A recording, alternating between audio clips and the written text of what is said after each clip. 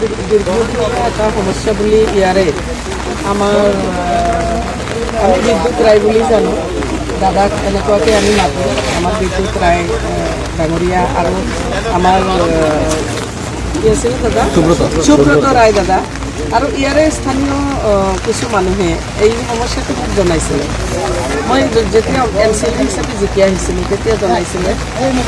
জনোৱাৰ পিছতে মই ইয়াতে এটা গুৰুত্ব প্ৰদান কৰিছিলোঁ কিন্তু সেই সময়ত বাৰিষা নাছিলে তো ৰিচেণ্ট আকৌ মোক জনোৱাৰ পিছত মই দেখিলোঁ যে জনস্বাস্থ্যৰ প্ৰতি যিটো ভাবুকি আহিছে আৰু তাৰে লগতে প্ৰায় 1000 বিঘা মাটি ইয়াতে আমাৰ খেতিয়কসকলে খেতি কৰিব মানে খেতি বাতি কৰাৰ পৰা বঞ্চিত হৈ আছে তো এই দীৰ্ঘদিনীয়া সমস্যাটো আজিৰ মুহূৰ্তত এতিয়া যদি পাৰ্মানেণ্ট আমি এটা সমস্যা সমাধান কৰিব বিচাৰোঁ তেতিয়াহ'লে একেবাৰে 8 মাহ 9 মাহ বা 6 মাহ 7 মাহ এনেকুৱা লাগি যাব তো এই পৰিস্থিতিত মই কি কৰিলোঁ মই নিজে চিন্তা কৰিলোঁ যে এই বস্তুটো আপাতত কি কৰিলে আমি এই বাৰিষা বতৰখিনি মানুহবিলাকৰ মানে এটা উপকাৰ হ'ব তেতিয়া পৰামৰ্শ লৈ পেলাই দেখা গ'ল যে JCB লগাই যদি আমি এই পুখুৰীৰ পাৰ দেখা গৈছে এইখিনি আৰু নলা নৰ্দমাৰ পৰা পানী আহি পেলাই যিখিনি একেবাৰে সৌন্দৰ্যময় পৰিৱেশ হৈছে চাফা কৰি দিয়া যায় আপাতত বাৰিষা বতৰটো তেওঁলোকে সুকলমে আমাৰ মানুহখিনি পাৰ কৰিব পাৰিব আৰু ইয়াৰ ওপৰত স্থায়ী সমাধান এটা কৰাৰ কাৰণে ইতিমধ্যে ইঞ্জিনিয়াৰক লৈ ছাৰ্ভে কৰি আমি এইটো সমাধানৰ কাৰণে এটা পন্থা মই নিজে এইটো হাতত লৈছোঁ আচলতে এইবিলাক আগতেই হ'ব লাগিছিল কিয় হোৱা নাই মই নাজানো আমি প্ৰতিনিধি কাৰ কাৰণে আমি প্ৰতিনিধি ৰাইজৰ কাৰণে অকল ৰাস্তা ঘাটটোই প্ৰতিনিধিৰ মানে দায়িত্ব নহয় আমি চাব লাগিব প্ৰতিজন নাগৰিকৰ প্ৰতিখন পৰিয়ালৰ আমাৰ এটা পৰিয়ালত বহুত ধৰণৰ মানুহ থাকে মাতৃ থাকে বয়োবৃদ্ধ মানুহ থাকে প্ৰেগনেণ্ট মানুহ থাকে বাচ্চা থাকে গতিকে তেওঁলোকৰ জনস্বাস্থ্যৰ প্ৰতি যিটো ভাবুকি ক'ৰবাত যদি সৃষ্টি হৈছে সেইখিনিও আমি চাব লাগে আচলতে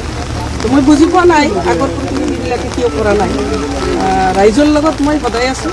মই থাকি আৰু সকলোৰে লগত থাকি পেলাই ইয়াৰ সমাধান কৰাৰ ইতিমধ্যে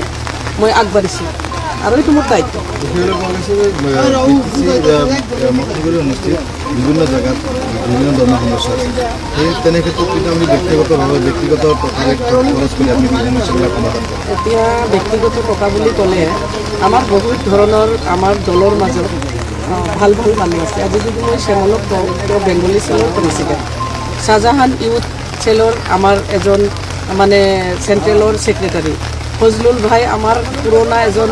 ৱাৰ্কাৰ তাৰপিছতো আমাৰ একেবাৰে RLCৰ ফাউণ্ডাৰ এজন মানুহ যদি কওঁ যে ভাই মোক আপোনালোকে 20-25 হাজাৰ 30 হাজাৰ টকা মোক ধাৰ দিয়ক গাজীপুৰ ভাইক যদি কওঁ মোক সহায় কৰক তেওঁলোকে মোক সহায় কৰে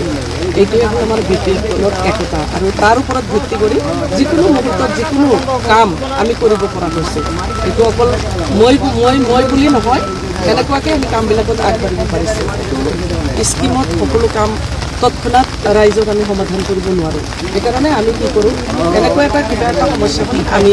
কিছুমানে বহি আলোচনা কৰোঁ কাৰোবাক মই দায়িত্ব দিওঁ কাৰোবাৰ পৰা পইচা ধাৰ কৰোঁ একাউণ্টৰ যিখিনি দৰমহাৰ পইচা আছে মই উলিয়াই পেলাই কৰোঁ এইটো আমাৰ দায়িত্ব স্থায়ী সমাধানৰ কাৰণে আমাৰ গভমেণ্ট আছে স্কিম আছে